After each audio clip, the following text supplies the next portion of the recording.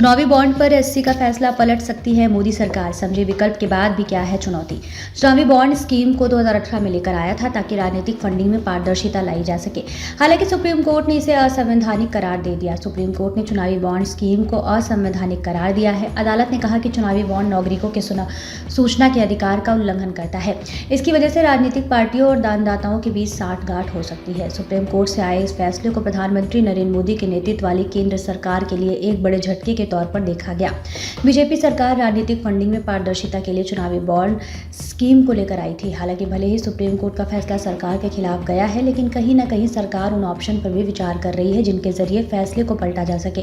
कहा यह भी जा रहा है कि सरकार चुनावी बॉन्ड पर आए फैसले के खिलाफ जनहित याचिका दायर कर सकती है। ऐसे में आइए जानते हैं कि आखिर केंद्र सरकार किन ऑप्शन पर विचार कर रही है जिनके जरिए सुप्रीम कोर्ट का फैसला पलटा जा सकता है, और क्या सच में ऐसा किया जाएगा। इन ऑप्शन पर विचार कर रही सरकार के हवाले से पता चला कि सरकार कई विकल्पों पर विचार कर रही है। इस सबसे प्रमुख तो एक बिल पास कर फैसला पलटना है। दिसंबर में चुनाव आयोग के सदस्यों की नियुक्ति को लेकर एक नया मैकेनिज्म तैयार करने वाले बिल को पास किया गया था। सूत्रों ने यह भी बताया कि सरकार काले धन की वापसी को लेकर भी चिंतित है।